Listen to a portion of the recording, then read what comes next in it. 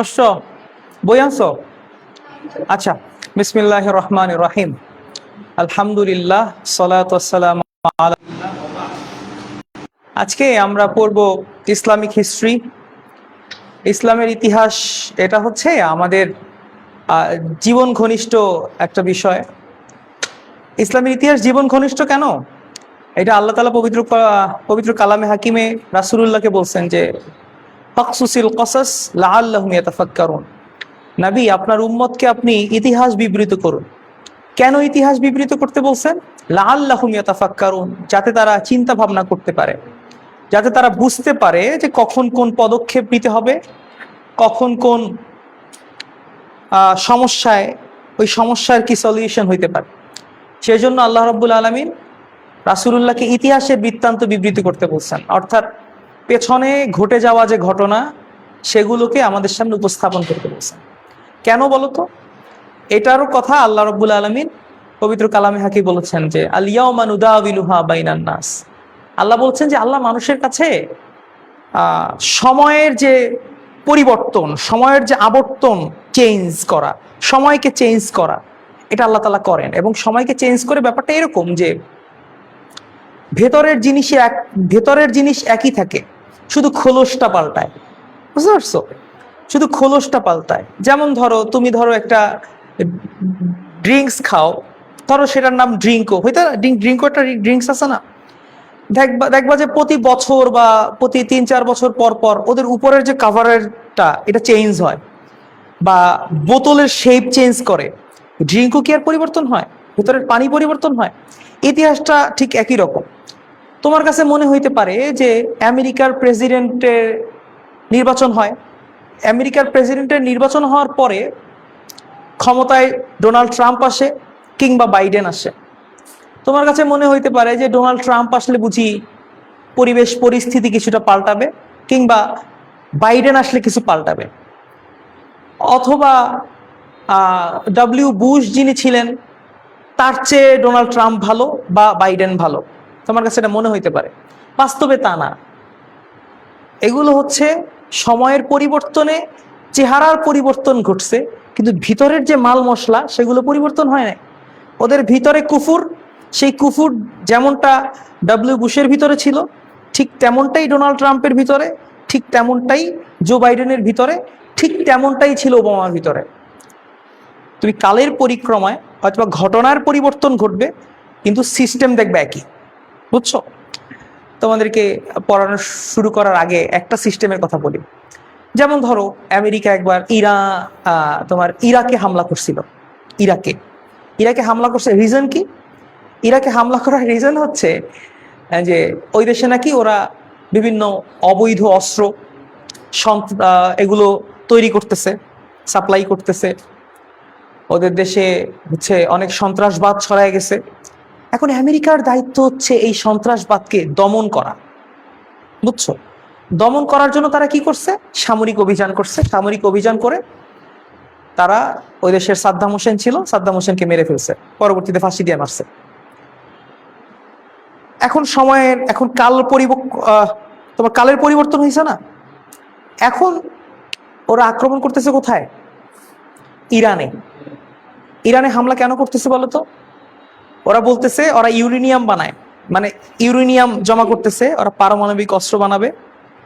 ওরা হচ্ছে তোমার বিশ্ববাসীর জন্য হুমকি, ওরা সন্ত্রাসবাদ ছড়ায় দিতেছে। তার মানে আমেরিকার এখন দায়িত্ব হচ্ছে ইরানে হামলা করে শান্তি প্রতিষ্ঠা করা। ঠিক একইভাবে ওরা আফগানিস্তানে হামলা করছে, 20 বছর এদের সাথে যুদ্ধ করছে। রিজন কি? এদেশে নাকি সন্ত্রাসবাদ ছড়ায় যাইতেছে। আমেরিকার দায়িত্ব এত দূরে আইসা শান্তি প্রতিষ্ঠা করা। বুঝছো? আদতে প্রেসিডেন্টের পরিবর্তন হয়েছে, নীতির কি পরিবর্তন হয়েছে? হয় না। ঠিক একইভাবে ইতিহাসেরও প্রেক্ষাপট পরিবর্তন হবে, ঘটনা পরিবর্তন হবে না। ঘটনা পরিবর্তন হয় না, এজন্য ইতিহাস শিখতে হয়। ঠিক আছে? ইতিহাস তোমার কাছে মনে হইতে পারে এটা একটা গল্প, শুধুমাত্র আমাদের পূর্বপুরুষরা কি করে গেছেন এটা আমরা শুনলাম। এটা শুনে কি হবে? এটা শুনে কি হয় জানো? তোমার তোমার সাথে ঘটতে যাওয়া সমস্যাগুলোর সমাধান ঘটার আগে করা যায়। কথা বুঝতে পারছো? যেমন ধরো রাসূলুল্লাহ সাল্লাল্লাহু আলাইহি ওয়াসাল্লাম, তোমরা এখানে পড়বা বদরের যুদ্ধে রাসূলুল্লাহ কি ধরনের অ্যাপ্রোচ কাফেরদের সাথে করছেন। উহুদের যুদ্ধে রাসূলুল্লাহ সাহাবীদের সাথে কি ধরনের অ্যাপ্রোচ করছেন এবং সাহাবীরা রাসূলুল্লাহর সাথে কেমন বিহেভ করছে। রাসূলুল্লাহর সাথে কেমন বিহেভ করার কারণে তারা বদরের যুদ্ধে একটা সাময়িক পরাজয়ের মধ্যে দিয়ে গেছে। বদরের যুদ্ধে মুসলমানরা পরাজয়ের মধ্যে দিয়ে গেছিল না? কিভাবে পরাজয়ের মধ্যে দিয়ে গেছে বলতো? রাসূলুল্লাহ বলছে যে এই একটা পাহাড়, এই একটা আরেকটা পাহাড়, দুই পাহাড়ের এখানে তোমরা হচ্ছে সেনাবাহিনী থাকবা, তীর নিয়ে থাকবা, যে কোনো পরিস্থিতি হইতে পারে, যে কোনো কন্ডিশন হইতে পারে, কিন্তু এখান থেকে সরা যাবে না, এই পাহাড়ের এখান থেকে সরা যাবে না। কিন্তু যখন প্রথমবার মুসলমানরা যখন হচ্ছে একটু যুদ্ধে মনে করছে যে বিজয় ঘনায় আসতেছে, কাফেররা পালায় গেছে, তখন সাহাবীরা কি করলো? পাহাড়ের উপর থেকে নিচে এসে তারা গনিমতের মাল সংগ্রহ করা শুরু করছে। যেই তারা গনিমতের মাল সংগ্রহ করা শুরু করছে, এই তো কাফেররা সুযোগ পেয়ে ফেলছে। হযরতে খালিদ বিন ওয়ালিদ তখন কাফের ছিলেন, তার নেতৃত্বে পিছন দিক থেকে এসে আক্রমণ করছে। বলো তো এটা দেখে তুমি কি শিখছো? কি শিখছো বলো? শিখছো হচ্ছে তোমার এই সময়ের সাথে তুমি এটা মিলাও। তোমার নেতা, তোমাকে যিনি ইনস্ট্রাকশন দিচ্ছেন, তার ইনস্ট্রাকশন তোমাকে একেবারে শেষ মুহূর্ত পর্যন্ত মেনে চলতে হবে, নচেত তোমার সমাধান মিলবে না। ঠিক একইভাবে তোমরা অঙ্ক করো, একটা সূত্র দিয়ে অঙ্ক শুরু করো, এই সূত্রটা কিন্তু শেষ পর্যন্ত মানতে হয়। তুমি যদি মনে হয় যে অঙ্ক অর্ধেক করে তোমার মুড সুইং করলো, তারপর তুমি করবা যে অন্য সূত্র দিয়ে এটা আমি মিলাবো। হ্যাঁ, তুমি অঙ্ক মিলাইতে পারবা? তুমি হাঁ কইরা থাকবা না, অঙ্ক তো মিলাইতে পারবা না। ঠিক একইভাবে যে আমাদের ইতিহাস থেকে আমাদের নিজেদের সাথে রিলেট করতে হবে। রিলেট করলে যেটা হবে সমাধানে, আমরা একটা সুন্দর সমাধান পাবো এবং আমাদের জীবনে একটা সুন্দর সমাধান আসবে যেটা পূর্বে আসে নাই। কথা বুঝতে পারছো? আচ্ছা, আজকে আমরা আমাদের পরীক্ষায় আসার মতন কিছু টপিক এগুলো পড়বো। আমি তোমাদের যেটা হচ্ছে কি বলে, তোমাদের সাজেশন যেগুলো ছিল টেস্ট পেপার ওই সকল দেখে কয়েকটা বিষয় সিলেক্ট করছি। আমার মনে হয় যে এগুলো তোমরা একটু দাগায় নিলে, পরবর্তীতে আমি না হয় লিখে দিব, এগুলো তোমরা একটু লিখে নিলে, এই বিষয়গুলো একটু আলাদা আলাদা করে পড়ে ফেললে তোমাদের জন্য সুবিধা হবে। আমি যেটা পড়ে দেখছি সেটা হচ্ছে আইয়ামে জাহিলিয়াত, জাজিরাতুল আরব, গোত্রভিত্তিক আরবের কয়টা গোত্র ছিল এই প্রশ্ন, রাসূল সাল্লাল্লাহু আলাইহি সাল্লামের মদিনা হিজরত। হ্যাঁ, এগুলো তোমরা একটু সময় করে দাগাই নিবা। আমি তো বলতেছি, হ্যাঁ, টেস্ট পেপারে না দাগাও, বইতেও দাগাইতে পারো, বইতেও দাগাই নিতে পারো। বইতে দাগাই নিলে পরবর্তীতে এটা পড়তে সুবিধা হবে। ঠিক আছে? আচ্ছা, তো আমি এগুলোর সাথে একটু কম্পেয়ার করছি যে কোনটা আসলে গত বছর আসে নাই, এবার আসার সম্ভাবনা আছে, বা টেস্ট পেপারে ওনারা সম্ভাবনাময় মনে করছেন, বা বিভিন্ন মাদ্রাসায় যেগুলো পরীক্ষায় আসছে সেগুলোকে আমরা করার চেষ্টা করছি। আচ্ছা, আমি একটু বলি, হ্যাঁ, তোমরা শোনো, পরবর্তীতে লেখো নাকি এখনই লিখবা? পরে লেখো। আইয়ামে জাহিলিয়াত, জাজিরাতুল আরব নিয়ে, যে জাজিরাতুল আরবের দৈর্ঘ্য প্রস্থ কত ছিল, উত্তরে কি ছিল, দক্ষিণে কি ছিল, পূর্বে কি ছিল, সেটা আমরা এখানে পড়বো ছোট ছোট করে। হ্যাঁ, আমি বলি। তারপর হচ্ছে গোত্রভিত্তিক আরব, আরবের গোত্রগুলো কেমন ছিল। হ্যাঁ, আমরা শহুরে এক ধরনের ছিল, কেউ যাযাবর ছিল, বেদুইন ছিল, এরকম। এই যে এই যে গোত্রভিত্তিক যে আরব, সেইটা নিয়ে তোমাকে আলোচনাটা পড়তে হবে। রাসূল সাল্লাল্লাহু আলাইহি সাল্লামের মদিনা হিজরত, আল্লাহ রাসূল সাল্লাল্লাহু আলাইহি সাল্লাম কোন প্রেক্ষাপটে মক্কা থেকে মদিনা হিজরত করলেন, কোন রিজনে হিজরত করলেন। এবং আরেকটা হচ্ছে আইয়ামুল আরব বলতে কি বুঝায় এগুলো। আমুল ফিল পড়ছো না তোমরা? রাসূলুল্লাহ সাল্লাল্লাহু আলাইহি সাল্লামের জন্মের বছর হস্তি বাহিনীর সাথে যে যুদ্ধটা হইলো, আমুল ফিলটা আমাদের পড়তে হবে। আকাবার শপথ, মদিনায় হিজরতের আগে রাসূলুল্লাহর কাছে আকাবার শপথ হয়েছে কয়েকবার, সেটা। মেসোপটেমীয় সভ্যতা, গ্রিক সভ্যতা, আমাদের সভ্যতা আছে না, সভ্যতার একটা অধ্যায় আছে, ওখানে গ্রিক সভ্যতা, মেসোপটেমীয় সভ্যতা, এই দুইটা সভ্যতা খুবই গুরুত্বপূর্ণ। আমরা এই দুইটা সভ্যতা পড়বো। সাবা আল মুআল্লাকার বিষয়ে আলোচনা হবে, অর্থাৎ সাবাল মুআল্লাকা কোথায় আসলে, এই যে 7টা ঝুলন্ত যে কবিতা, এই 7টা ঝুলন্ত কবিতা কোথায় ঝুলানো হইতো, কেন ঝুলানো হইতো, ওই অকেশনটার নাম কি ছিল, এগুলো নিয়ে বিস্তারিত আলোচনা আমাদেরকে পড়তে হবে। তারপর হচ্ছে উম্মুল কোরা কাকে বলা হয়, উম্মুল কোরা কোন প্রেক্ষাপটে তোমার হচ্ছে বলা হচ্ছে মক্কাতুল মুকাররমাকে, এটা আরব উপদ্বীপের আবহাওয়া বিষয়ক পড়াটা আমাদেরকে পড়তে হবে, যে উষ্ণ আর্দ্র এবং সমভাবাপন্ন ছিল যে আরব উপদ্বীপ, সেটা আমাকে পড়তে হবে।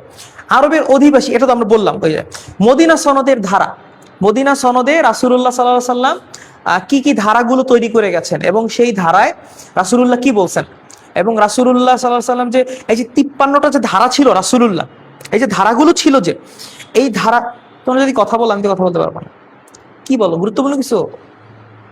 আচ্ছা, রাসূলুল্লাহ সাল্লাল্লাহু আলাইহি সাল্লাম এই যে ধারাগুলো দিয়ে গেছেন, এই ধারাগুলো নিয়ে আমাদের শিক্ষা কি, এবং দেখবা কনফার্ম পরীক্ষায় এই ধারা নিয়ে একটা তোমার হচ্ছে সৃজনশীল আসবে, বলবে যে অমুক গ্রামে অমুক একজন চেয়ারম্যান ছিল, ওই চেয়ারম্যান তার গোত্রের জন্য একটা নীতি তৈরি করলো, সে মানে তার এলাকার জন্য নীতি তৈরি করলো, সেই নীতির মধ্যে এরকম ছিল একজন আরেকজনকে মারবে না, ভাই ভাই হয়ে থাকবে।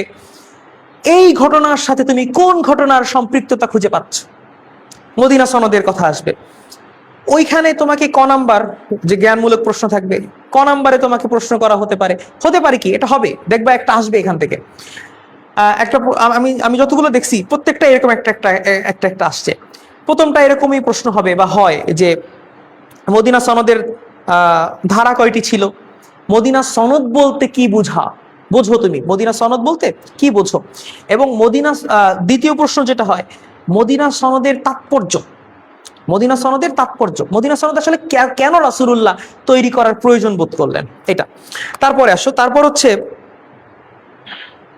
বদরের যুদ্ধ এবং বদরের যুদ্ধের নামকরণ, বদরের যুদ্ধের প্রেক্ষাপট, কোন প্রেক্ষাপটে বদরের যুদ্ধ হয়েছে, এবং বদরের যুদ্ধ হওয়ার পরে মুসলমানদের উপরে এই বদরের যুদ্ধের ইফেক্টটা কেমন ছিল, এবং মুসলমানদের সাথে এই বদরের যুদ্ধ হওয়াটা বা মুসলমানরা এই বদরের যুদ্ধ করাটা কতটা গুরুত্বপূর্ণ ছিল। হ্যাঁ, এইটা নিয়ে দেখবে যে প্রশ্ন আসবে, এবং এটা আসবে। এই দুইটা বিষয় বললাম না, এই দুটো বিষয় কনফার্ম ইনশাল্লাহ আসবে, দেখবে। তারপর হচ্ছে মুহাজির ও আনসার, এগুলো দিয়ে জ্ঞানমূলক প্রশ্ন থাকে, মুহাজির কারা, আনসার কারা, এগুলো আর কি। তারপর হচ্ছে মুতার যুদ্ধ আছে, মুতার যুদ্ধ নিয়ে আমরা পড়বো। খন্দকের যুদ্ধ, এই খন্দকের যুদ্ধে তোমার একজন সাহাবীর বুদ্ধিতে, হ্যাঁ, একজন সাহাবীর বুদ্ধিতে, সালমান ফারসি রাদিয়াল্লাহু তাআলা ওনার বুদ্ধিতে যে খন্দক খনন করা হয়েছিল, এই খন্দক খনন করা এবং এই প্রেক্ষাপট কি, সেটা নিয়ে আমাদেরকে আলোচনা করতে হবে। তারপরে হচ্ছে মক্কা বিজয়, যেটাকে ফাতহ মুবিন বলা হয়। মক্কা বিজয় আসলে কোন প্রেক্ষাপটে রাসূলুল্লাহর সাথে হয়েছিল এবং কেন হয়েছিল। আরেকটা হচ্ছে হুদাইবিয়া সন্ধি এখানে লেখি নেই। হুদাইবিয়া সন্ধিতে রাসূলুল্লাহ সাল্লাল্লাহু আলাইহি ওয়াসাল্লাম কাফেরদের সাথে কি সন্ধি করছিলেন এবং কেন করছিলেন, সেই সন্ধির মানে সাইড ইফেক্ট কি ছিল, হ্যাঁ, এবং সেই সন্ধি শেষ পর্যন্ত আরবরা রক্ষা করছে কি করে নাই, রাসূলুল্লাহ করছে কি করে নাই, এবং রাসূলুল্লাহ সাল্লাল্লাহু আলাইহি ওয়াসাল্লাম এই সন্ধি করার পরে রাসূলুল্লাহর অ্যাপ্রোচ কেমন ছিল কাফেরদের সাথে, হ্যাঁ, এবং রাসূলুল্লাহর যে এই যে সন্ধি করার পরে অনেকে মনে করছে যে রাসূলুল্লাহ সাল্লাল্লাহু আলাইহি ওয়াসাল্লাম পরাজয় বরণ করছে, একটা যে মক্কায় গেছিল হজ করতে দেয় নাই, সন্ধি করে পাঠায় দিছে। তো এটা যে আল্লাহ তাআলা তখন কোরআনে বলে দিচ্ছেন যেটা হচ্ছে ফাতহ মুবিন, এটা হচ্ছে স্পষ্ট বিজয়। কেমনে, সরি এটা তো মক্কা বিজয়ের কথা বলতেছি, মানে হচ্ছে আল্লাহ তাআলা হুদাইবিয়া সন্ধি নিয়ে বলেছেন যে হুদাইবিয়া সন্ধি হচ্ছে আল্লাহ তাআলা এমন একটা বিজয়ের সূচনা এই হুদাইবিয়া সন্ধি দিয়ে হয়েছে, যেটা হুদাইবিয়া সন্ধি মাত্র কয়েক বছর পর 2 কি 2.5 বছর পরে মুসলমানরা হচ্ছে মক্কা বিজয় করে ফেলছে। কথা বুঝতে পারছো? তার মানে এই হুদাইবিয়া সন্ধির এই কি বলে তাৎপর্যটা কি, এটা নিয়ে আমাদেরকে পড়তে হবে। তারপরে আরেকটা হচ্ছে মদিনার ইহুদি গোত্র। মদিনায় কোন কোন ইহুদি গোত্র ছিল, তারা মুসলমানদের সাথে কি ধরনের আচরণ করতো, এবং তারা রাসূলুল্লাহকে না মানার কারণগুলো কি ছিল। আবিসিনিয়ায় হিজরত, এইটা একটা সুন্দর প্রশ্ন। যদি তোমাদেরকে আটকাইতে চায়, তোমাদেরকে যদি হচ্ছে পরীক্ষকরা আটকাইতে চায়, যারা প্রশ্ন করবে তারা যদি আটকাইতে চায় তাহলে এই প্রশ্নটা করবে যে রাসূলুল্লাহ সাল্লাল্লাহু আলাইহি ওয়াসাল্লামের প্রথম হিজরত কোথায় করেন, রাসূলুল্লাহ না সাহাবীরা প্রথম হিজরত কোথায় করেন, হ্যাঁ, আবিসিনিয়ায়। হ্যাঁ, তো এই যে আবিসিনিয়ায় হিজরত করা, আবিসিনিয়ার বাদশাহ কে ছিলেন, আবিসিনিয়ায় হিজরত কেন করছেন, আবিসিনিয়ায় মুসলমানরা হিজরত করার জন্য উপযুক্ত জায়গা কেন মনে করেছেন, হ্যাঁ, এটা আমাদেরকে জানতে হবে। একজন আছেনা জবাব দাও। তারপরে আব্দুল্লাহ ইবনে উবাই সম্পর্কে, যে আব্দুল্লাহ ইবনে উবাই কে, এই ব্যাপারে একটা প্রশ্ন আসতে পারে যে আমি দেখলাম অনেক জায়গায় এরকম করছে যে অমুক গ্রামে এরকম একজন ব্যক্তি ছিল যে কি বলে যে ক নাম্বার গ্রুপে যাইয়া এই কথা বলতো, খ নাম্বার গ্রুপে যাইয়া এই কথা বলতো। এখন এই ব্যক্তির সাথে কোন ব্যক্তির মিল খুঁজে পাও? হ্যাঁ, তুমি আবার তোমার বন্ধু বান্ধবীর নাম লিখে দিও না, আব্দুল ইবনে উবাই মুনাফিক, ঠিক আছে? এই মুনাফিকদের সম্পর্কে আবার প্রশ্ন আসবে যে মুনাফিকদের সম্পর্কে, মুনাফিকরা মানে মুনাফিকদের সম্পর্কে কোরআন হাদিস কি বলে? ঠিক আছে, কোরআন হাদিস কি বলে এটা হচ্ছে দ্বিতীয় নাম্বার, ওই যে কি বলে দ্বিতীয় নাম্বার যেটা একটু বিশ্লেষণ করতে হয় ওটার মধ্যে আসবে। তারপরে খারিজি সম্প্রদায় উষ্ট্রির যুদ্ধের পরে হযরতে আলী রাদিয়াল্লাহু আনহু এবং মুয়াবিয়া রাদিয়াল্লাহু আনহুর যুদ্ধের পরে যে সম্প্রদায়ের উদ্রেক হয়েছে খারিজি সম্প্রদায়, সেই খারিজি সম্প্রদায় সম্পর্কে আমরা পড়বো। তারপরে উষ্ট্রির যুদ্ধ, উষ্ট্রির যুদ্ধ, উষ্ট্রির যুদ্ধের নাম শুনছো? পড়ছো না? আয়েশা রাদিয়াল্লাহু আনহা যে যুদ্ধে গেছিলেন, উষ্ট্রির যুদ্ধ। সেই উষ্ট্রির যুদ্ধের তাৎপর্য কি ছিল, উষ্ট্রির যুদ্ধ কেন হয়েছিল এই বিষয়ে। তারপরে শিয়া, শিয়া কাদেরকে বলা হয়, শিয়া কেন বলা হয়, শিয়াদের উৎপত্তি কোথা থেকে এটা। তারপরে সিন্ধু বিজয়, এবার আমরা ভারত অধ্যায় চলে আসছি। সিন্ধু বিজয়, সিন্ধু বিজয়ের প্রেক্ষাপট কি, কোন প্রেক্ষাপটে মুসলমানরা সিন্ধু বিজয় করেছিলেন, এবং এখানে সবচেয়ে গুরুত্বপূর্ণ হচ্ছে সিন্ধু বিজয়ে ভারতের মানুষের অর্থনৈতিক অবস্থা, ভারতের মানুষ যারা ছিল ওদের অর্থনৈতিক অবস্থা কেমন ছিল, রাজনৈতিক অবস্থা কেমন ছিল, এইটা নিয়ে আলোচনা। ঠিক আছে, এটার সাথে রিলেটেড হচ্ছে ধর্মীয় আলোচনা, যে ওদের ধর্মীয় অবস্থা কে ছিল। কারণ ওই যে ওদের আক্রমণ করার পিছনে কারণই ছিল এই তিনটা, ধর্মীয়, অর্থনৈতিক আর হইলো কি রাজনৈতিক। এই তিনটার মধ্যে একটা আনস্টেবল অবস্থা ছিল দেখেই ওরা কি বলে মুসলমানরা আক্রমণ করতে পারছে। এই বিষয়ে তোমার একটা তাৎপর্য মানে তোমার একটা বক্তব্য এটা জানতে চাইবে। তারপর হচ্ছে গজনবী বংশ, গজনবী বংশ সম্পর্কে আলোচনা করবে যে সুলতান মাহমুদ গজনবী তিনি তার শাসনকাল কখন ছিল, কিভাবে তিনি ভারত আক্রমণ করছেন, কোন প্রেক্ষাপটে ভারত আক্রমণ করছেন। এবং সুলতান মাহমুদ গজনবী যে তোমার হচ্ছে 1027 সালে তিনি যে ভারত আক্রমণ করছেন, তিনি যে 17 বার আক্রমণ করছেন, তাই না? আমরা পড়ছি না, 17 বার আক্রমণ করেছেন। এবং এই 17 বার আক্রমণের 1027 সালে তিনি আক্রমণ করেছেন কোথায়? সোমনাথ মন্দিরে। জানো তোমরা, পড়ছো না? একটা লিস্ট আছে দেখো তোমাদের বইতে। সোমনাথ মন্দিরে, সোমনাথ মন্দিরে আক্রমণ কেন করছেন, সোমনাথ মন্দিরে আক্রমণ করার প্রেক্ষাপট কি, এবং সোমনাথ মন্দিরে আক্রমণ করে তার উপকার কি এসেছে, এটা। ঠিক আছে, হ্যাঁ মোবাইল বন্ধ হয়ে যায় খালি। তারপরে বখতিয়ার খিলজি, বখতিয়ার খিলজির এদিক থেকে কি হয়েছে, আচ্ছা আচ্ছা এর আগে আরেকটা জিনিস বলে নেই, সেটা হচ্ছে হাজ্জাজ বিন ইউসুফ, হাজ্জাজ বিন ইউসুফ এবং খলিফা, আমি এভাবে লিখছি আর কি এখানে, যে হাজ্জাজ বিন ইউসুফ এবং তৎকালীন খলিফা কে ছিলেন, হাজ্জাজ বিন ইউসুফের সাথে তার সম্পর্ক কি ছিল, এবং হাজ্জাজ বিন ইউসুফ তাকে হাজ্জাজ বিন ইউসুফকে তিনি কেন ভারতে আক্রমণ করার জন্য পাঠিয়েছিলেন বা অনুমতি দিয়েছিলেন। লাস্টে আছে হচ্ছে মোহাম্মদ ঘুরি, সুলতান শিহাবুদ্দিন মোহাম্মদ ঘুরি, তার সম্পর্কে আমরা পড়বো। আশা করি যে আমরা যে কয়টা দাগাইছি এই কয়টা পড়ার পরে আশা করি আমাদের এর মধ্যে কমন পড়বে। তারপরেও ইতিহাসের ব্যাপারটা হচ্ছে যে ইতিহাসের সিলেবাসটা পরীক্ষার আগে আগাটু গোড়া একবার চোখ বুলায় যাওয়া উচিত। এই জন্য উচিত, ইতিহাসটা ইতিহাসের বিভিন্ন তথ্য থাকে, বিভিন্ন গল্প থাকে, হ্যাঁ, শুধু তথ্য দিয়েই তো হয় না, আবার অনেক প্রেক্ষাপট থাকে, কোন প্রেক্ষাপটে এটা হইলো তোমাকে সেটা জানতে হবে। আচ্ছা আমরা একটা শুরু করি, আমরা যেহেতু বলে দিলাম তোমরা আশা করি এর মধ্যে মূল আলোচনাগুলো চলে আসছে, তারপর ওই বিষয়গুলো ধরে ধরে আমরা পড়বো। একটা শুরুতে আমরা পড়ি প্রাক ইসলামী পটভূমি রাসূল সাল্লাল্লাহু আলাইহি ওয়াসাল্লামের মক্কা জীবন। এখানে দেখো এখানে একটা গুরুত্বপূর্ণ কয়েকটা প্রশ্ন আছে, আমরা সেগুলো একটু দেখানোর চেষ্টা করি। এটার মধ্যে দেখো শুরুতে একটা চমৎকার প্রশ্ন আছে যে আরব ভূমির অবস্থান, আরব ভূমির অবস্থান নিয়ে, যে আরব ভূমি কোন কোন মহাদেশের মিলনস্থলে অবস্থিত, এটা আমাদেরকে মনে রাখতে হবে। আরব ভূমি ইউরোপ, সরি আরব ভূমি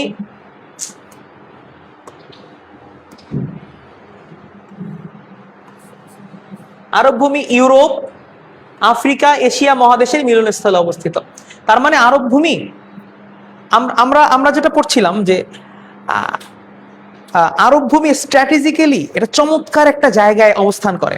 ঠিক আছে, এটা এখানে পৃথিবীর শক্তিধর বা সমৃদ্ধ যে সকল মহাদেশগুলো আছে, সেই মহাদেশগুলোর মধ্যে সবচেয়ে বড় যে তিনটা মহাদেশ, এই তিনটা মহাদেশের মাঝখানে অবস্থিত কে? আরব ভূমি। মানে ধরো এশিয়া, ইউরোপ, আফ্রিকা, এই তিনটার মাঝখানে চমৎকার একটা জায়গায় অবস্থিত। এই জন্য স্ট্র্যাটেজিক্যালি এটার অনেক গুরুত্ব আছে। আর হচ্ছে তোমাদের আরবিতে একটা আছে, প্রবন্ধ আছে, মামলাকাতুল আরাবিয়া, তাই না? পড়ছো? মামলাকাতুল আরবি আছে না? সরি, মক্কা, কি হলো, হারামানুশ শরীফাইতিল, মক্কাতুল মুকাররমা, হারামাইন শরীফাইন আছে না একটা, এটাই তো এটার ভিতরেই কিন্তু। হ্যাঁ, কি ওখানে কিন্তু এই বিষয়গুলো নিয়ে আলোচনা করা হয়েছে, সেজন্য বললাম। আচ্ছা, তারপরে এখানে আসছে যে মক্কা নগরীকে উম্মুল কুরা বা আদি নগরী বলা হয়। উম্মুল কুরা বা আদি নগরী বলা হয়। প্রশ্ন হচ্ছে, মক্কা নগরীকে উম্মুল কুরা বা আদি নগরী কেন বলা হয়? আদি নগরী এজন্য বা উম্মুল কুরা এজন্য বলা হয় যে আল্লাহ তাআলা পৃথিবীতে যে স্থান সর্বপ্রথম সৃষ্টি করেছেন, সৃষ্টির প্রথম স্থান এটা হচ্ছে মক্কাতুল মুকাররমা, উম্মুল কুরা বা আদি নগরী। ঠিক আছে, তারপরে মক্কাতুল মুকাররমায় কি বলা হয়? উম্মুল কুরা বা আদি নগরী বলা হয়। এই দুইটা প্রশ্ন কিন্তু খুবই কমন এবং এগুলা আসতে পারে। এরপরে দেখো, এরপর একটা বিষয় হচ্ছে যে আরব কেন বলা হয়? আরব কেন বলা হয়? এখানে বই যারা লিখেছেন তারা তিনটা ধারণা আমাদেরকে দিয়েছেন, যে তিনটা ধারণা আছে। এই তিনটা ধারণার ভিত্তিতে আরবকে আরব বলা হয়। প্রথমে আসছে, দেখো, আচ্ছা দেখো, প্রথমে ওনারা লিখেছেন যে হিজাজ অঞ্চলের অন্তর্ভুক্ত তায়ামা প্রদেশের কাছে আরাবা নামে এক স্থান ছিল, সেই আরাবা থেকেই পরবর্তীতে আরব শব্দের উৎপত্তি হয়েছে। তার মানে প্রথম ধারণা হচ্ছে, এক নম্বর ধারণা, যে হিজাজ অঞ্চলের কাছাকাছি আরাবা নামে একটা জায়গা ছিল, সেই আরাবা থেকে পরবর্তীতে এই জায়গার নাম আস্তে আস্তে পাল্টাইতে কি হয়ে গেছে? ঢাকা হয়ে গেছে। ঢাকা বলে আমি একটা উদাহরণ মনে করছিলাম, যে ভুলে ফেলছি, যে আরব হয়ে গেছে। যেমন ধরো, ঢাকাকে আগে ব্রিটিশরা কি বলতো? ডাক্কা। হ্যাঁ, এটা পরবর্তীতে ঢাকা হয়ে গেছে। এটার অনেক কি আছে, এরকম কাল পরিবর্তনে এক একটা শব্দের উচ্চারণের মধ্যে পরিবর্তন ঘটে। ঠিক আছে, তো ওনারা বলতেছেন যে এই আরব শব্দটার উৎপত্তি স্থল কোথায়? এই আরাবা নামক প্রদেশ। এই প্রদেশের নাম অনুযায়ী এর নাম কি হয়েছে? আরব হয়েছে। তারপরে এনারা আরেকটা ধারণা দিয়েছে যে ইয়ারব, এই যে ইয়ারব থেকে আরব শব্দের উৎপত্তি হয়েছে। কিভাবে ইয়ারব থেকে আরব শব্দের উৎপত্তি হয়েছে? ইয়ারব ছিল কাহতানের পুত্র সন্তান, আর কাহতান ছিল দক্ষিণ আরবীয়দের পূর্বপুরুষ। আরবরা খুবই গোত্রপ্রীতিতে অভ্যস্ত, বুঝছো? ওদের প্রদেশপ্রীতি, গোত্রপ্রীতি এটা অনেক আগে থেকেই সমৃদ্ধ। তো ওদের এই যে দক্ষিণ অঞ্চলের দক্ষিণ আরবীয়দের পূর্বপুরুষ ছিলেন কাহতান। এই কাহতানের পুত্র ছিলেন হচ্ছে ইয়ারব।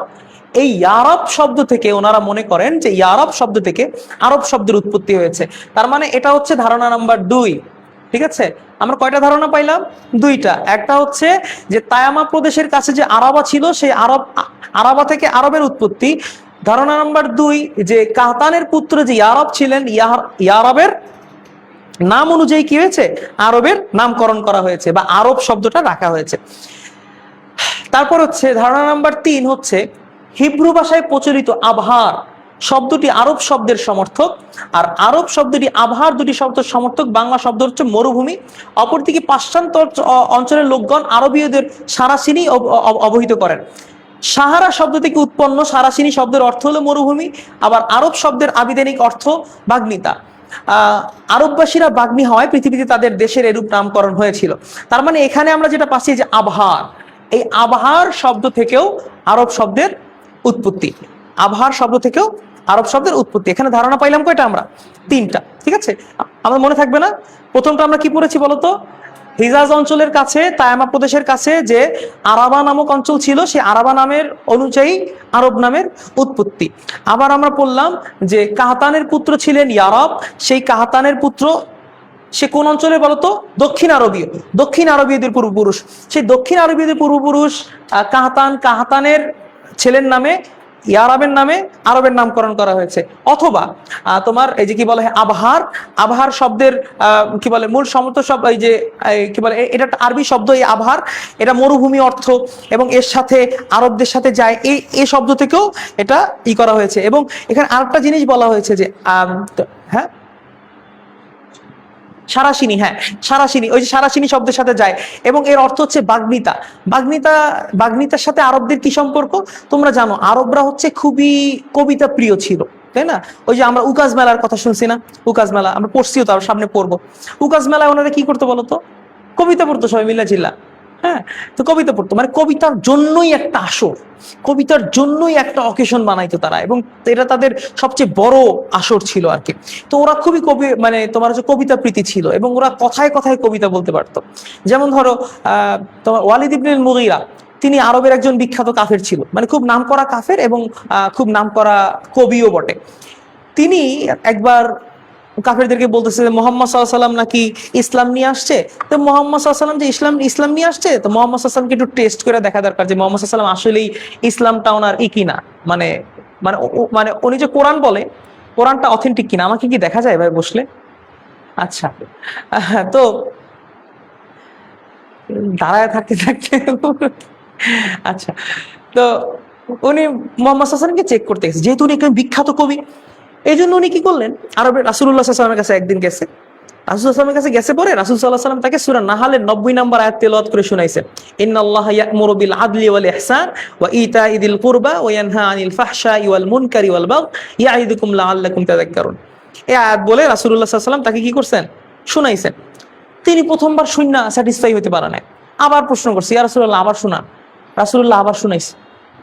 রাসূলুল্লাহকে বলে, রাসূলুল্লাহ আবার শুনান। কয়েকবার প্রশ্ন করছে, আবার শুনান। শুনতে শুনতে কান্দে দিছে, বুঝছো?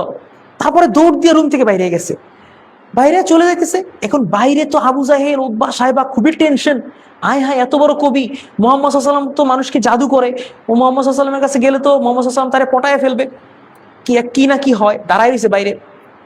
বাইরে আসছে পরে যখন তাকে প্রশ্ন করলো, এই কি খবর, মুহাম্মদ সাল্লাল্লাহু আলাইহি ওয়াসাল্লামের যে কবিতা, মুহাম্মদ সাল্লাল্লাহু আলাইহি ওয়াসাল্লাম যে কবিতা বলে, যে বাণী বলে, সেগুলোর অসারতা প্রমাণ করতে পারছো কিনা? তখন সে একটা চমৎকার কথা বলছে। বললাম না একটু আগে যে আরবরা কথায় কথায় কবিতা বলে, সে একটা কথায় কথায় কবিতা বলছে। সে কি বলছে জানো, ইন্না লাহু লাহালাওয়া ওয়া ইন্না আলাইহি লাতালাওয়া ওয়া ইন্না আ'লাহু লামুসমির ওয়া ইন্না আসফালাহু লামুগদিক ইন্নাহু লায়ালু ওয়া লা ইউলা আলাইহি। আস্তে একটা কবিতা বানাইছে কথার মধ্যে। মূল কথা হচ্ছে যে কোরআনের মতন এত সুন্দর, এত মধুর, এত চমৎকার আমি বাণী আর কখনো শুনি নাই, বুঝছো? এবং কোরআন হচ্ছে চমৎকার, মানে এর উপরে চমৎকৃত আর কিছু হইতে পারে না, এর উপরে চমৎকার আর কিছু হইতে পারে না। কথা বুঝতে পারছো? তার মানে তারা এরকম খুবই কবিতা পাগল ছিল এবং সুন্দর কবিতা বলতে পারতো। তো আরবরা, এই জন্য আরবদেরকে বাগ্নি বলা হয়, হ্যাঁ সারাসিনী আমরা যে বললাম বাগ্নি বলা হয়, সে থেকেও আরব শব্দের উৎপত্তি হতে পারে। আচ্ছা, তা আমরা 3টা ধারণা পড়লাম। তবে তোমাদেরকে যেটা প্রশ্ন করা হবে তুমি সেটার উত্তর লিখবা। তোমাকে প্রশ্ন, যদি উৎপত্তি স্থল বলে যে আরব শব্দের উৎপত্তি কি, তখন তুমি এখানে তো তোমার উৎপত্তির বিষয় শুধু একটা কথাই লেখা হয়েছে, আরাবা, তাই না? আরাবার কথা বলা হয়েছে, তুমি আরাবার কথা লিখবা, ব্যাস এনাফ। তারপরে সামনে চলো, এই যে ভূপ্রকৃতি, এটাও গুরুত্বপূর্ণ। ভূপ্রকৃতি গুরুত্বপূর্ণ এই জন্য, শুরুতে আমরা পড়ে আসছি না যে আরব উপদ্বীপ হচ্ছে মামলাকাতুল আরাবিয়া। ভাইয়া, মামলাকাতুল আরাবিয়া হচ্ছে 3টা মহাদেশের মিলনস্থলে অবস্থিত। এখন 3টা মহাদেশের মিলনস্থলে অবস্থিত হয়ে সে যে স্ট্র্যাটেজিক একটা সুবিধা নিচ্ছে, সেই সুবিধাগুলো কি কি, কিভাবে নিচ্ছে, তার আশপাশে কি আছে সেটা জানা দরকার না? এই প্রাচীনকালের যে পটভূমি, মানে প্রাচীনকালের যে মানচিত্র, সেটা কি বলে সেই অনুযায়ী আমাদের এখানে বলা হচ্ছে যে দেখো, পবিত্র আরব ভূমি পৃথিবীর সর্ববৃহৎ উপদ্বীপ। এখানে দেখো, এশিয়া মহাদেশের দক্ষিণ পশ্চিমে অবস্থিত এ ভূখণ্ডের 3 দিকে সমুদ্র এবং একদিকে স্থল দ্বারা বেষ্টিত, তাই এই ভূখণ্ডকে জাজিরাতুল আরব বলা হয়। আচ্ছা, এখানে এই যে দেখো, এখানে লিখছে পূর্ব দিকে পারস্য উপসাগর, পশ্চিমে লোহিত সাগর, উত্তরে সিরিয়া মরুভূমি, দক্ষিণ দিকে ভারত মহাসাগর অবস্থিত। ঠিক আছে, এই যে বাহরুল আহমার, লোহিত সাগর অবস্থিত। পারস্য উপসাগর পূর্বে, পশ্চিমে লোহিত সাগর, উত্তরে সিরিয়া মরুভূমি, দক্ষিণ দিকে কি ভারত মহাসাগর অবস্থিত।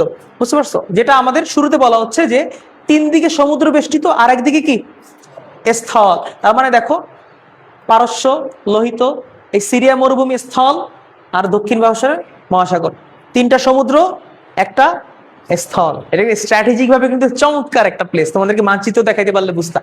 আচ্ছা, তারপরে আমরা সামনে যাই।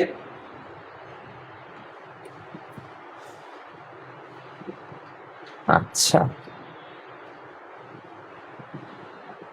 আচ্ছা, আরবের আয়তন। আরবের আয়তন এটা হচ্ছে শর্ট প্রশ্ন হিসেবে আসতে পারে, যে আরবের আয়তনটা পড়বা, যে আরব ভূখণ্ডের আয়তন বইতে দেয়া আছে যে হচ্ছে এই যে 26, এটাই তো।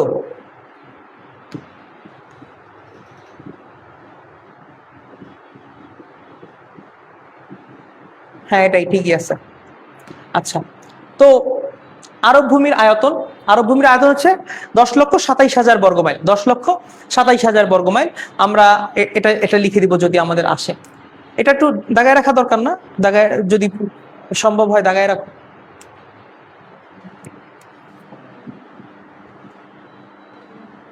রে এই বই উল্টাইতে তো সময় লাগে রে।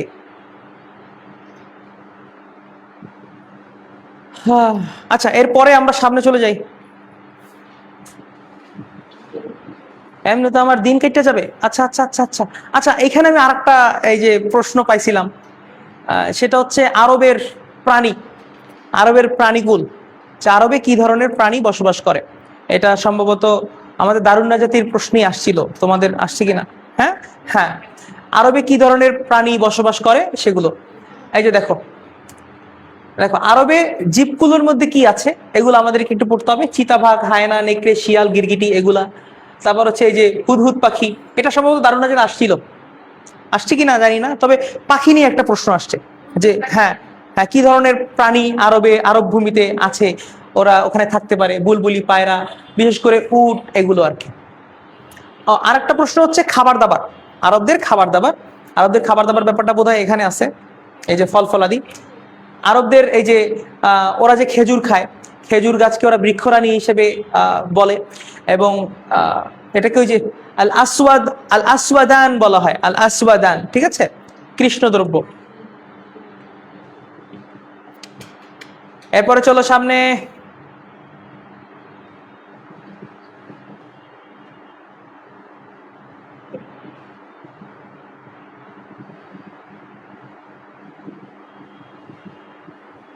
আচ্ছা, তারপরে দেখো আরব গোত্র নিয়ে কথা বলছিলাম না আমরা ওই দাগানোর সময় শুরুতে। আরব গোত্র, আরব গোত্র নিয়ে আমরা একটু বলি, যে আরবরা মানে গোত্র বিভক্ত একটা জাতি, যে ওরা গোত্রের মধ্যে থাকতে পছন্দ করে, গোত্রপ্রীতি ওদের মধ্যে অনেক কাজ করে। এখানে দেখো শুরু থেকে লিখছে যে আরব উপদ্বীপের আদিবাসীদের সঠিক ঐতিহাসিক তথ্য নিরূপণ করা এখনো সম্ভব হয়নি।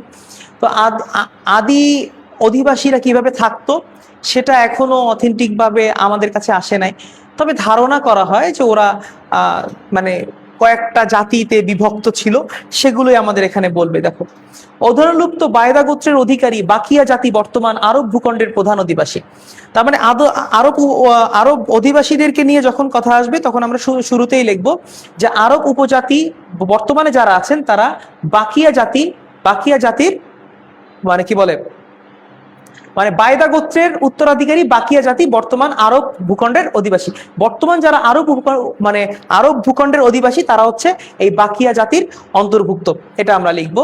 তারপরে আমরা লিখবো হচ্ছে যে আরবদের মধ্যে 2টা প্রকৃতি ছিল, 2টা প্রকৃতি, জাতি প্রকৃতি। একটা হচ্ছে তোমার একটা হচ্ছে আরিবা, হ্যাঁ, একটা হচ্ছে এই যে দেখো আরিবা, আর একটা হচ্ছে মুস্তারিবা। আরিবা আর একটা কি মুস্তারিবা। দেখো এই যে আরিবা সম্পর্কে এখানে বলা হয়েছে যে প্রকৃত আরব বা আরিবা, প্রকৃত আরব বা আরিবা। যারা প্রকৃত আরব একেবারে আরবেই জন্ম, আরবেই বেড়ে ওঠা। আর একটা হচ্ছে আরব, এই যে আরবিকৃত আরব বা মুস্তারিবা, অর্থাৎ এটা অপ্রকৃত আরব, অন্য কোথা থেকে এসে আরবে বসবাস করা শুরু করেছে। এবং ওদের বসবাস বা ওদের থাকা এ সকল বিষয়ে আমরা যেটা জানি যে ওরা দুইটা ভাগে বিভক্ত ছিল। একটা হচ্ছে কি বলে আরব্য বেদুইন, আরব্য বেদুইন, আর একটা হচ্ছে শহুরে লোক। শহুরে একটা শহর ব্যবস্থা ছিল আর বেদুইন ব্যবস্থা ছিল, যারা তোমার হচ্ছে মানে ওই একটা আমরা কথা বলি না যে যেখানে রাইত সেখানে কাইত, এরকম একটা ব্যাপার ছিল যে এরা কিছু পশু টশু পালতো, পশুর দুধ দহন করত, এই পশু খাইতো, যেখানে ঘাস পানি থাকতো সেখানে তারা অবস্থান করত। এবং তারা হচ্ছে মানে খুবই কি বলে মারকুটে চিন্তা ভাবনার ছিল। এবং তাদের মূল পেশা কি ছিল? মূল পেশাই ছিল ডাকাতি করা, বুঝছো? মানুষকে বিভিন্ন কাফেলা যাইতো, কাফেলা আটকায় আটকায় তারা তাদের জীবন নির্বাহ করত।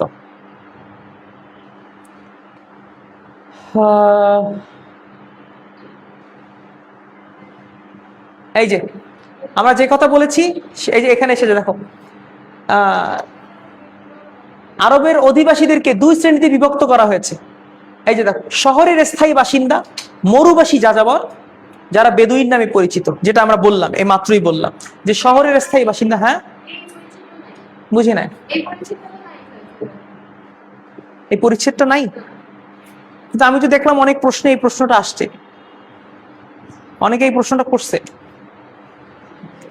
আচ্ছা, না থাকলে না থাকুক, কিন্তু তুমি তো শিখলা যে আরবদের মধ্যে দুইটা ভাগ ছিল, যদি আসে তাহলে লিখে দিবা। তারপরে কি? প্রাচীন সভ্যতা। আচ্ছা, সভ্যতার কোনটা কোনটা বলছিলাম? মেসোপটেমিয়া সভ্যতা না?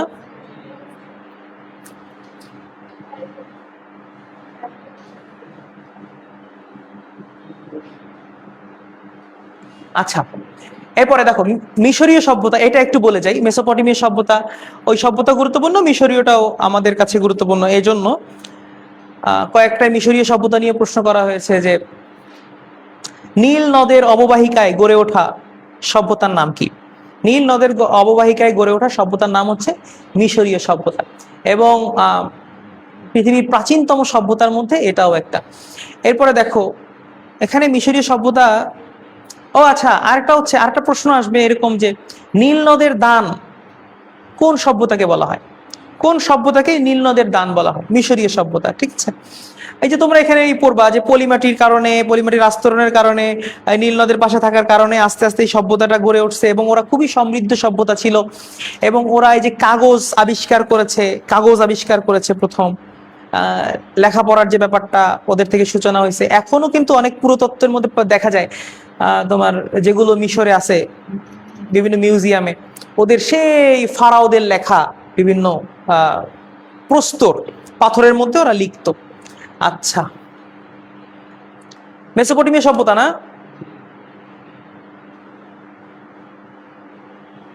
আচ্ছা, এখানে তোমাদেরকে আমি ইউফ্রেটিস এবং দজলার কথা বলছিলাম, সরি ইউফ্রেটিস এবং টাইগ্রিসের কথা বলছিলাম। ইউফ্রেটিস এবং টাইগ্রিস, এটা সম্ভবত তামিরুল মিল্লাতের একটা প্রশ্নে আসছে যে ইউফ্রেটিস এবং টাইগ্রিস কোন নদীকে বলা হয়? হ্যাঁ, কোন নদীকে বলা হয়? এই যে এখানে এটার উত্তর আসছে, দেখো টাইগ্রিস। টাইগ্রিস কোনটা? দজলা। দজলাকে কি বলা হয়? টাইগ্রিস। টাইগ্রিসকে কি বলা হয়? দজলা। আর ইউফ্রেটিস কোনটা? ফোরাত। ফোরাত যেটাকে আমরা বলি ফোরাত। ফোরাত হচ্ছে ওই যে কারবালার পাশে, তাই না? এটা ঘটনা শুনছি না আমরা, এটা তো আমাদের কাছে বিখ্যাত। তার মানে আমাদের যদি প্রশ্ন আসে যে টাইগ্রিস এবং ইউফ্রেটিস এগুলো কোন নদীকে বলা হয়, কোন নদীকে বলা হয়, হ্যাঁ, তুমি বলবা দজলা এবং ফোরাত। দজলা কোনটা? টাইগ্রিস। ফোরাত কোনটা? ইউফ্রেটিস। মনে থাকবে না ভাই? আচ্ছা আচ্ছা, তো এই যে দজলা এবং ফোরাত, টাইগ্রিস এবং ইউফ্রেটিস, এই নদীর মাঝামাঝি জায়গায় যে সভ্যতা গড়ে উঠছে, সেই সভ্যতাকে আমরা মেসোপটেমিয়া সভ্যতা বলি, ঠিক আছে? Any problem? আচ্ছা, সেই সভ্যতাকে আমরা মেসোপটেমিয়া সভ্যতা বলি এবং পৃথিবীর একটা কি বলে সমৃদ্ধতম সভ্যতা। তোমরা তোমার ইসরায়েলের পতাকা দেখছো? ইসরায়েলের পতাকার মধ্যে দুইটা মার্জিন আছে, এরকম দেখছো? দুইটা মার্জিন আছে, হ্যাঁ। এই একটা মার্জিন হচ্ছে ইউফ্রেটিস, আর একটা হচ্ছে তোমার হচ্ছে টাইগ্রিস। বুঝছো? এই মাঝের যে মামলাকাতুল আরবিয়া, আরব উপদ্বীপ, এটা তাদের দখল করার যে অভিসন্ধি, সেইটা তারা তাদের এই এই কি বলে পতাকা দিয়ে বুঝাইছে। কথা বুঝতে পারছো ভাই? কথা বুঝছো? আচ্ছা, হ্যাঁ, স্টারের অর্থটা আমি জানি না। ওটা তো স্টার না, ওটা তো কেমন জানো, ডাবল স্টার। স্টারের উপরে আবার স্টার, কেমনে জানি, এরকম এরকম কেমনে জানি আঁকে, জানি না ভাই। আচ্ছা,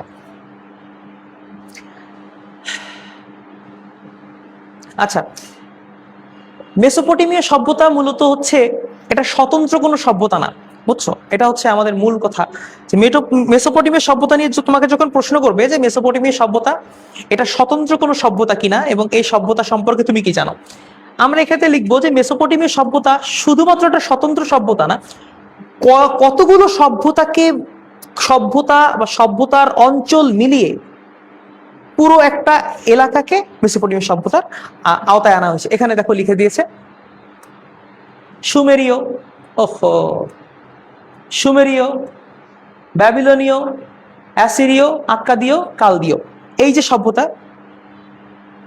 এই যে সভ্যতা, এই সভ্যতা মানে এই সবগুলো নিয়ে হচ্ছে মেসোপটেমিয়া সভ্যতা। এই সবগুলো নিয়ে কি মেসোপটেমীয় সভ্যতা। আর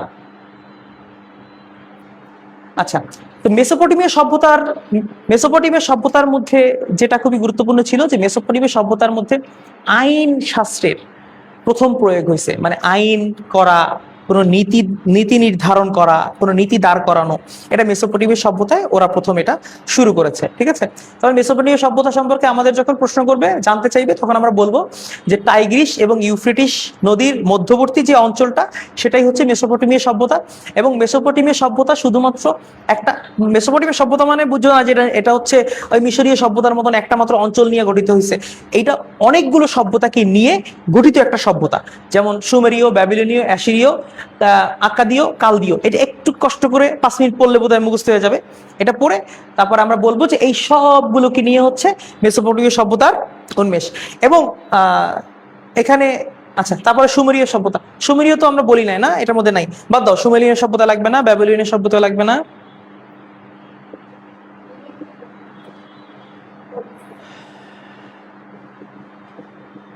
গ্রিক সভ্যতা, হ্যাঁ, এই যে গ্রিক সভ্যতা, তোমরা সক্রেটিস, অ্যারিস্টটল, প্লেটো, ইতিহাসের জনক হিরোডোটাসের নাম শুনছো? ইতিহাসের জনকের নাম কি জানো? ইতিহাসের জনক কে? এই যে ইতিহাসের জনক, এই যে আঙ্কেলে, এই আঙ্কেল হিরোডোটাস। তোমরা পিথাগোরাসের ই করছো না? এই যে পিথাগোরাস, ঠিক আছে? আর্কিমিডিস, ইউক্লিডকে আমরা চিনি না, আর্কিমিডিসকে চিনি, পিথাগোরাসকে চিনি, হিরোডোটাসকে, Plato, Aristotle, Socrates, Alexander the Great. বুঝছো? এই সবাই গ্রিক সভ্যতার অন্তর্ভুক্ত এলাকায় জন্মগ্রহণ করেছে, অর্থাৎ গ্রিসে জন্মগ্রহণ করেছেন। বুঝছো? গ্রিসে তারা জন্মগ্রহণ করেছেন। এবং এটা হচ্ছে বিজ্ঞানের সমৃদ্ধ অঞ্চল। প্রাচীনকালে বিজ্ঞানের সমৃদ্ধ অঞ্চলের মধ্যে একটা ছিল এই গ্রিস, বা আমরা যেটাকে গ্রিক সভ্যতা বলতেছি, এই সভ্যতা। এবং এই সভ্যতার দান হচ্ছে এই এরা, Alexander, Socrates, Aristotle, Plato, হিরোডোটাস, Pythagoras, Archimedes, প্রত্যেককে আমরা চিনি। শুধু এই আঙ্কেলকে চিনি না, ইউক্লিড, তাই না? ইউক্লিডকে চেনো তোমরা কেউ? আমি চিনি না, চেনা দরকার, তাই না? এরকম বড় বড় ব্যক্তিরা এখানে জন্মগ্রহণ করেছে। ঠিক আছে? তারপরে এখানে আমরা একটু পড়ি।